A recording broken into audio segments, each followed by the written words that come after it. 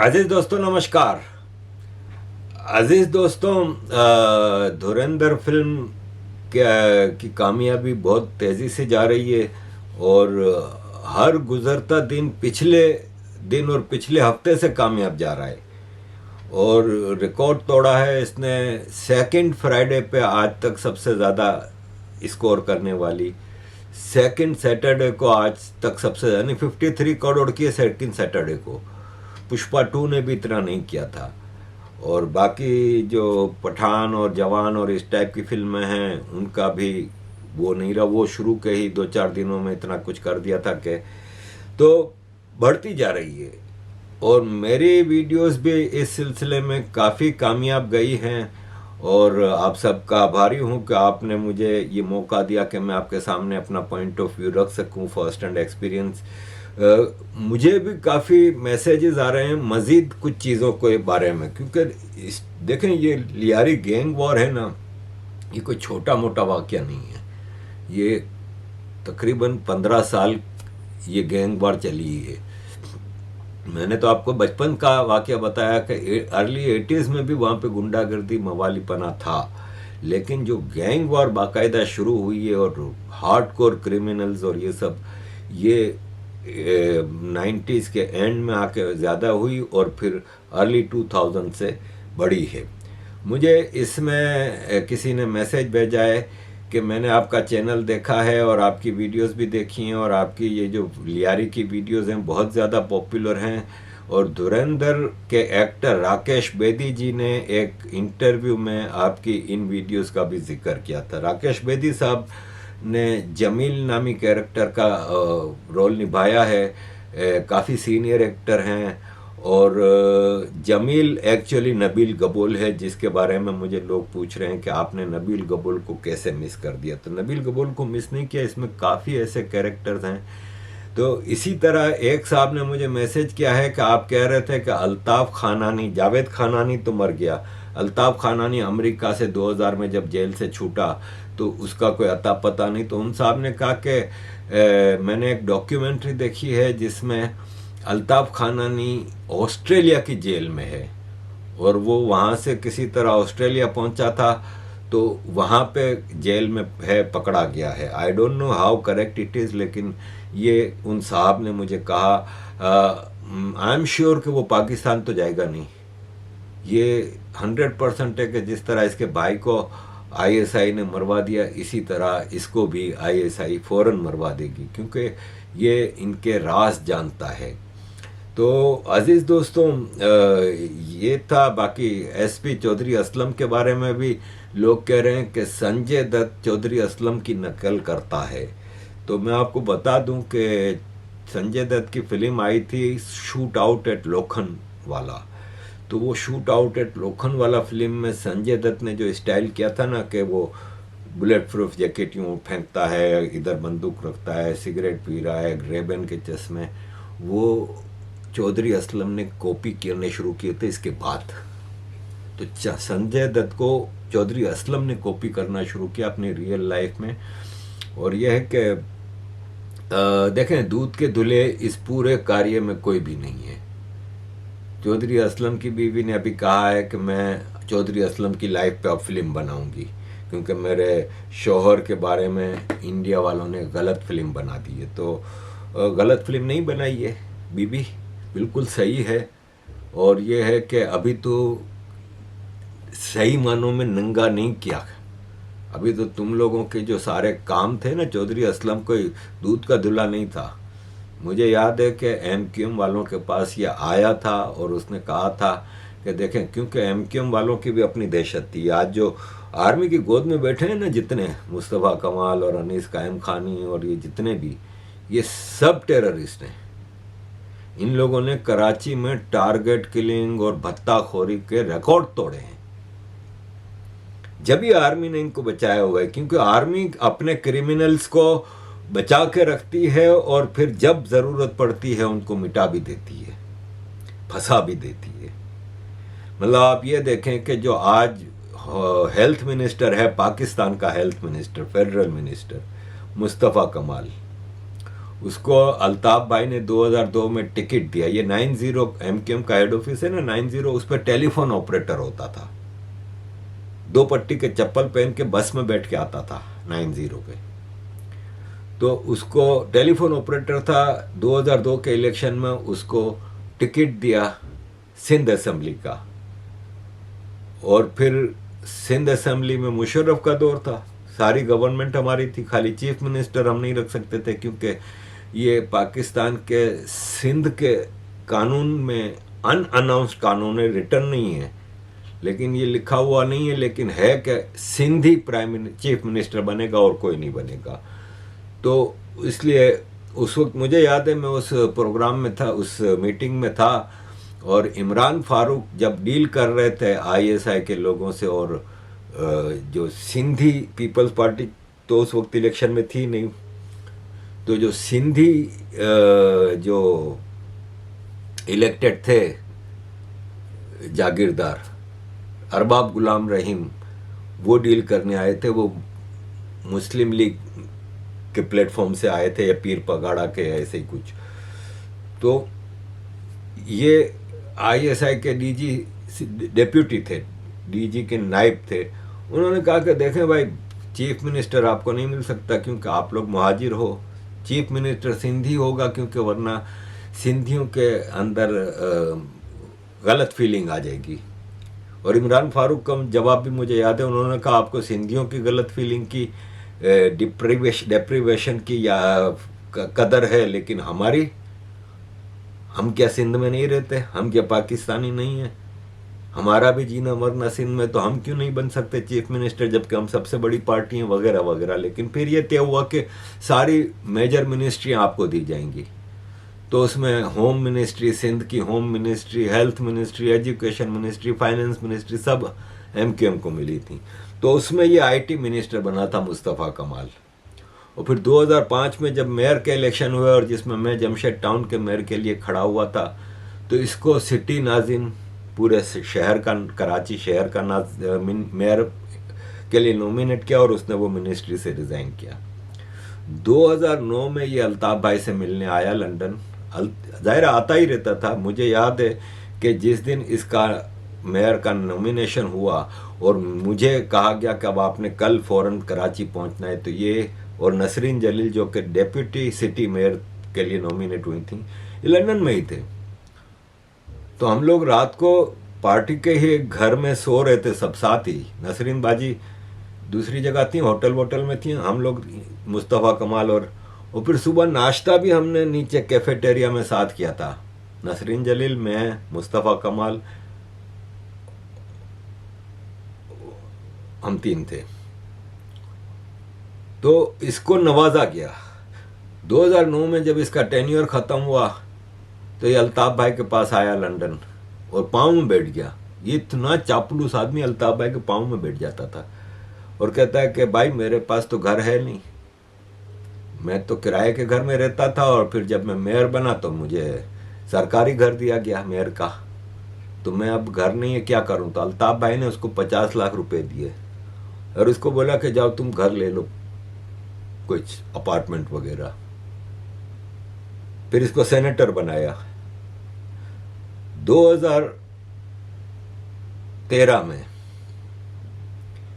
90 के head office पे अल्ताफ भाई ने एक, वर्कर्स जितने थे ना एमक्यूएम के, सेक्टर इंचार्ज, यूनिट इंचार्ज, वो अल्ताफ भाई की सुनते थे, और वो सब इन मिनिस्टरों के करप्शन से तंग आ गए थे। ये जितने लूट मार कर रहे थे, और एक चाइना कटिंग, मैं इस पे डिटेल पहले वीडियो बना चुका हूँ, पूरा कराची बेच के खा गए थे ज़मीनें, पीपल्स पार्टी और एमक्यूएम वाले मिल के।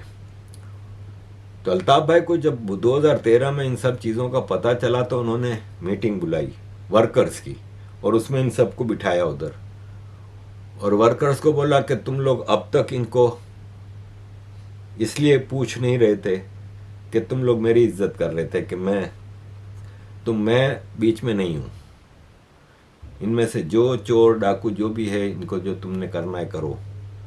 तो इन लोगों ने पकड़ पकड़ के, वर्कर्स ने इन सारों को ऐसा मारा था, ये मुस्तफ़ा कमाल को घिसीट घिसीट के मारा था, कोई इधर से मार रहा है, कोई उधर से।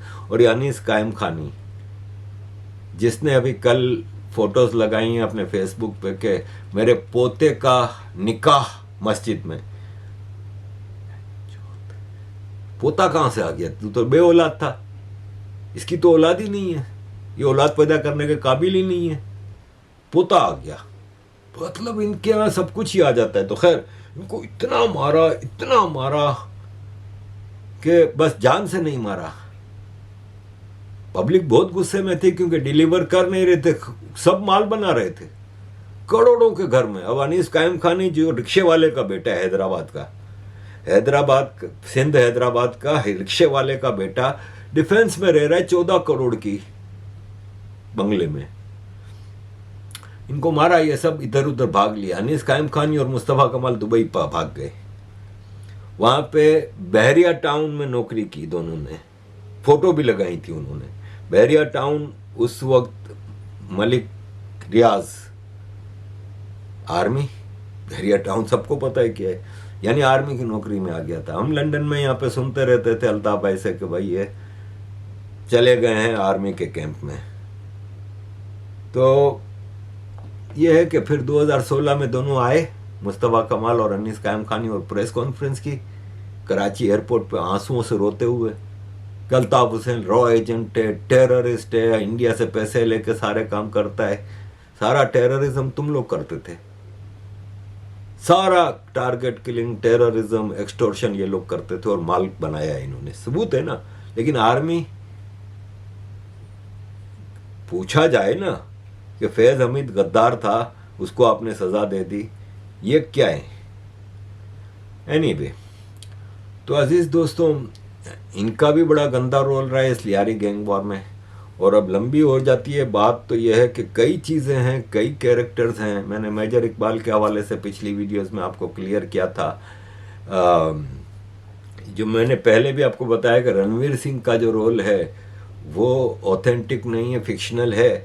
तो उसके पीछे भी कहानी यह है कि ऐसे कुछ इंडियन एजेंट पाकिस्तान में ऑपरेट करते रहे जिन्होंने अपनी जानों पे खेल के वहाँ पे लोकल उसमें इवन के खतना करवा के भी वो मदरसों में भी जाके रहे हैं और मस्जिदों में भी, और देश के लिए उन्होंने ये सब किया है। देखें, ये जब भारत को पता है कंफर्म कि पाकिस्तान लगातार टेररिस्ट भेजता है और ऑपरेट करता है, तो ये भारत का हक है कि भारत भी फिर उधर, भारत के जो एजेंट जाते हैं ना, वो टेररिज्म करने नहीं जाते, ये मैं आपको बता दूं। वो वहां पे अपने देश के खिलाफ होने वाली साजिशों की खबर रखने जाते हैं, उन चीज़ों पे नज़र रखते हैं जो भारत के खिलाफ एक्टिविटीज़ हैं, उस पे नज़र रखने जाते हैं। तो ये दुनिया के हर देश का राइट भी है और होता भी है। क्या अमेरिका की CIA के ऑपरेशंस नहीं है पूरी दुनिया में? इवन भारत में क्या जॉर्ज सोरोस का पैसा नहीं लगता? जॉर्ज सोरोस कौन है भाई? अमेरिकन डीप स्टेट का ही आदमी है ना। आज ट्रंप आके जॉर्ज सोरोस के खिलाफ बात कर रहा है, वरना इससे पहले 2024 तक तो जॉर्ज सोरोस का पैसा पूरी दुनिया में चलता था, इंडिया में नहीं चलता क्या? खालिस्तान मूवमेंट अमेरिका कनाडा से ऑपरेट नहीं हो रही क्या? किसको नहीं पता कि वो कौन चला रहा है? तो भारत का भी राइट है कि फिर, सबसे बड़ी बात यह है कि कम से कम भारत के लोग जाके वहां पे पाकिस्तान में टेररिज्म नहीं करते, इंफॉर्मेशन गैदर करते हैं। अजीत डोवल साहब के बारे में भी कहानियां हैं ना कि वो पाकिस्तान में गए थे जासूस के तौर पे और ऑपरेट किया, लेकिन कहीं भी ये नहीं आया कि उन्होंने कोई टेररिज्म किया हो या टेररिस्ट को ऑक्यूपाई किया हो। ये जो इल्ज़ाम लग रहा है कि बलूचिस्तान की आज़ादी की मूवमेंट और TTP के पीछे रॉ है, ये प्योर पॉलिटिकल पाकिस्तान का एक जान छुड़ाने वाला बयान आता है, उसके पीछे कोई ऑथेंटिसिटी नहीं है। मैं बता चुका हूँ कुलभूषण के बारे में। और एक और चीज़ याद आई कि इस फिल्म के ज़रिए लोगों को ये मैसेज मिला है कि रहमान डकैत है ना, वो आज़ाद बलूचिस्तान की मूवमेंट को सपोर्ट करता था, बलूचिस्तान का राजा था, फलान था। ये सब फिल्माइजेशन है, ये ड्रामाटाइजेशन है, ये बॉलीवुड की फिल्म है, तो उसकी रिक्वायरमेंट के हवाले से कुछ चीज़ें ऐसी कही गई हैं, वरना रहमान डकैत का बलूचिस्तान की आज़ादी से कोई ताल्लुक़ नहीं था। मैं पहले भी बता चुका हूँ कि कराची के बलोच हैं ना, 3 किस्म के बलोच हैं, 4 किस्म के। एक है बलोचिस्तान के बलोच, प्योर बलोच, आज़ादी की बात करते हैं। एक है सिंध के बलोच, कराची से हट के, कराची को अभी आप साइड पे रखें, कराची के अलावा बाकी सिंध के जितने भी बलोच हैं वो भी अपने बलोचिस्तान की सरजमीन के लिए तड़पते हैं और वो करते हैं। तीसरे हैं जो बाकी पाकिस्तान में थोड़े बहुत बलोच हैं, केपी में हैं काफ़ी सारे, पंजाब में हैं। और चौथे हैं जो कराची के बलोच। कराची के बलोच ज़्यादातर मकरानी हैं। मकरान बलूचिस्तान का कोस्टल एरिया है। मुस्लिम रूल और फिर अंग्रेज़ों के रूल के दौरान अफ्रीका से स्लेव्स लाए गए थे यहाँ पे गुलामी करने के लिए, फिर कंस्ट्रक्शन वर्क, ख़ास तौर पे जब कराची को अंग्रेज़ों ने डेवलप किया था। तो ये वो हैं, और ये हैं बलोच ही, ज़ाहिर मकरान के हैं तो बलोच हैं, लेकिन वो पीपल्स पार्टी के बलोच हैं, शुरू से पीपल्स पार्टी में रहे हैं। तो रहमान डकैत का इससे कोई ताल्लुक नहीं था।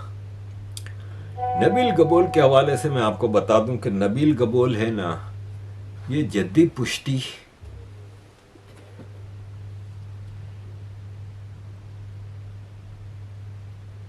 पुश्ती लियारी से हैं। इसका दादा लियारी का बॉम्बे प्रेसिडेंसी में मेंबर ऑफ असेंबली था, फिर 1936 में सिंध असेंबली का मेंबर बना, शायद स्पीकर भी बना, चीफ मिनिस्टर बना शायद सिंध का।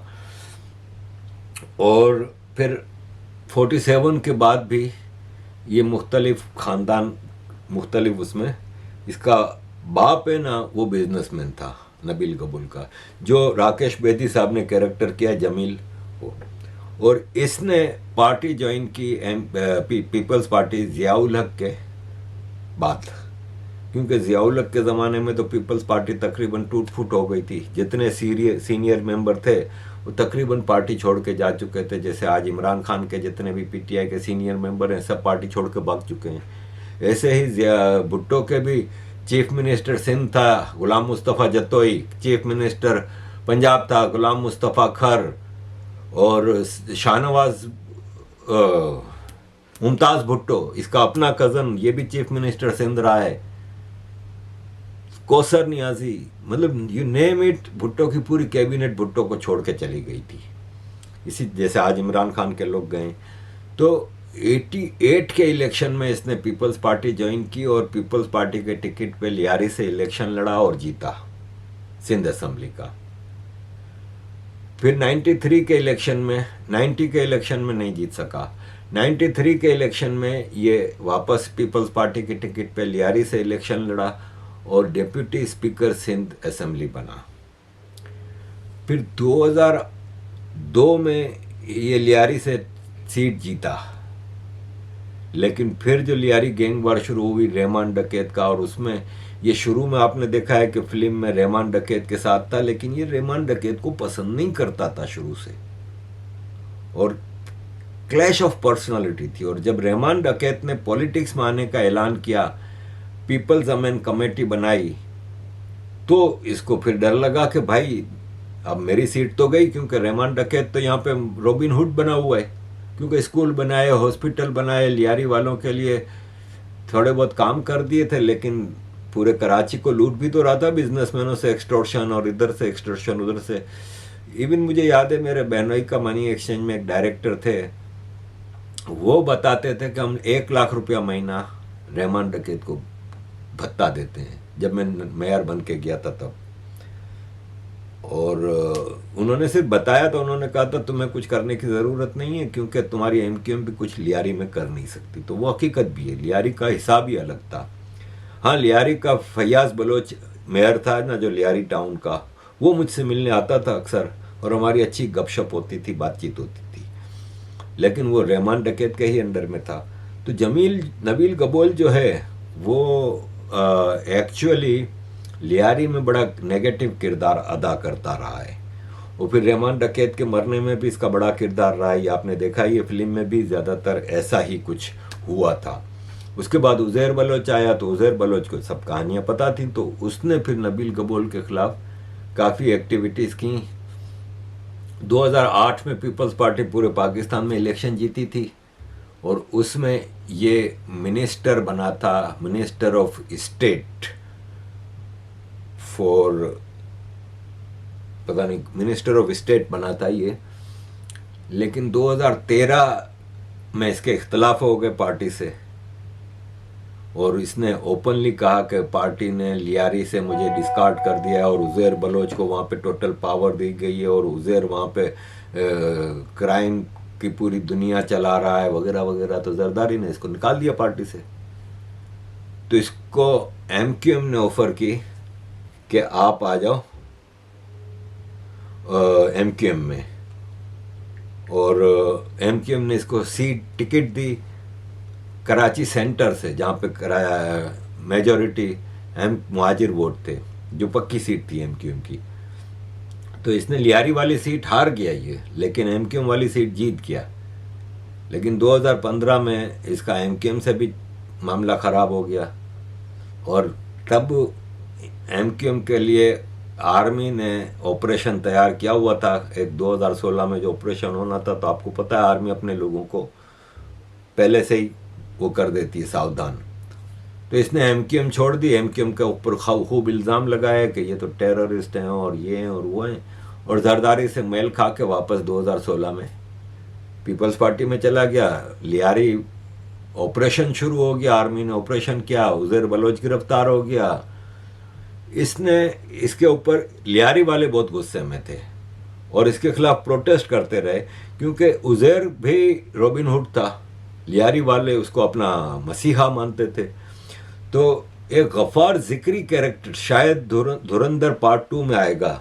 गफ़ार ज़िक्री का भी एक गैंग बना था, जैसे अरशद पप्पू गैंग था रहमान डकैत के खिलाफ, फिर गफ़ार ज़िक्री का एक ग्रुप बना था जो उज़ैर बलोच के खिलाफ एक्टिविटीज़, दोनों की गैंग वार। फिर गफ़ार ज़िक्री, तो गफ़ार ज़िक्री को ये नबील गबोल, जो कि जमील राकेश बेदी साहब का कैरेक्टर है, वो गफ़ार ज़िक्री को सपोर्ट कर रहा था नबील गबोल। लियारी वाले बहुत गुस्से में थे कि तुम हमारे रॉबिन हुड के खिलाफ एक्टिविटीज़ कर रहे हो, साजिशें कर रहे हो। फिर लियारी ऑपरेशन जो हुआ उसके बारे में भी इन लोगों ने काफ़ी, नबील गबोल के ऊपर सारा मुद्दा आया कि इसके कहने पे ऑपरेशन हुआ है। लेकिन उस वक्त तक इतना क्राइम बढ़ चुका था, कराची के बिजनेसमैन हाथ जोड़ जोड़ के कोर कमांडर और डीजी रेंजर्स को कहते थे कि हमें बचाएं, हम भत्ते दे दे के तंग आ गए,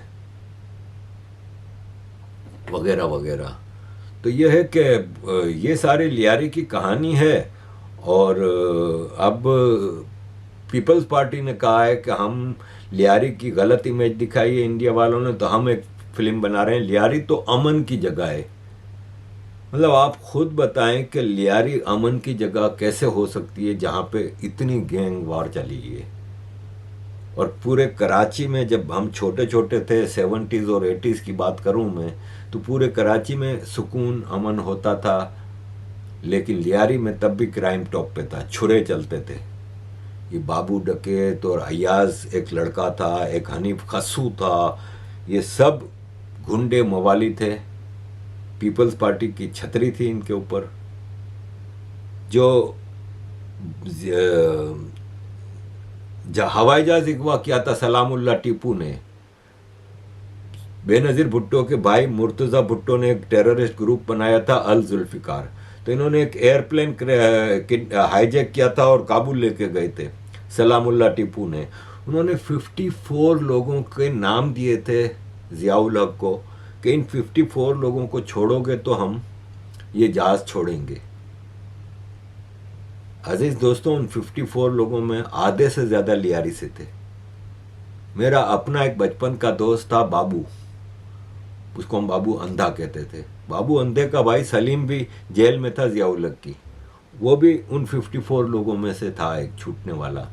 ये हनीफ खस्सू भी छूटा था। इसके अलावा 2 लड़के थे जिन्होंने केमाड़ी, कराची पोर्ट है केमाड़ी, केमाड़ी पे ऑयल टैंकर बड़े बड़े बने हुए हैं, जहाँ पे पाकिस्तान का पेट्रोल जो आता है उधर स्टोर किया जाता है, उस पे रॉकेट हमले किए थे। बात बता रहा हूँ अर्ली 80s की, आई थिंक 81, 82 या 83 की बात है। अल जुल्फिकार के पीपल्स पार्टी के लोग थे, ये हमारे लियारी से थे, मेरे घर की गली में रहते थे ये दोनों, मैं पर्सनली इनको जानता था। तो ये सारे टेररिस्ट थे। पीपल्स पार्टी ने हमेशा लियारी को क्रिमिनल रखा है ताकि ये हो, और आज भी है। मैं आपको बताऊं, ये इन्होंने निदा किरमानी हैं, बड़ी सोशल वर्कर हैं और बड़ी बातें लिखती हैं। इन्होंने कहा पाकिस्तान तो लियारी पे कभी फिल्म बना ही नहीं सकता, क्योंकि पता है कि कौन है लियारी के गैंग्स वार के खिलाफ पीछे और कौन लियारी की क्रिमिनल एक्टिविटीज को हैंडल करता है, दुनिया को पता है। तो अजीज दोस्तों, और ये नबील कबूल जो कि लियारी का वो था, इसने एक इंटरव्यू में 2012 में कहा कि इसको सवाल हुआ, इंटरव्यू होते हैं ना, तो उसमें सवाल हुआ कि अगर कोई रेप की विक्टिम है उसके लिए आप क्या कहेंगे। तो उसने कहा अगर किसी का रेप हो रहा है और जिसका रेप हो रहा है उसको पता है कब रेप होना ही है, तो फिर वो एंजॉय करे उसको, ताकि उसको तकलीफ का एहसास ना हो, वो रेप को एंजॉय करे। इस तरह का तो इसका मेंटेलिटी है। इसने कहा कि मेरे दादा कराची 40% कराची के मालिक थे ज़मीन। वो भाई साहब, तुम्हारे दादा के ज़माने में कराची इतना सा था, इतना सा था। लियारी और इसके थोड़ा आगे पीछे था। आज कराची 2.5 करोड़ लोगों का शहर है। और दूसरा, तुम लोग तो जागीरदार, वडेरे जागीरदार। तो अजीज दोस्तों, बड़ी लंबी लंबी कहानियां हैं लियारी के हवाले से। भी मैं क्या क्या आपके सामने रखूं। ये एक वीडियो आई है मेरे सामने, हसीन मिर्ज़ा है ये लड़की, एंड पे मैं इसकी वीडियो है 1.5 मिनट की, वो लगा रहा हूँ। ये मुंबई के गैंगस्टर हाजी मस्तान की बेटी कहती है, हसीन मिर्ज़ा, कि मैं रेप सर्वाइवर हूँ और मेरी प्रॉपर्टी को इलीगल काला ले लिया गया है, डेथ थ्रेट्स हैं, और मैं मोदी जी और अमित शाह जी से मदद की दरख्वास्त करती हूँ।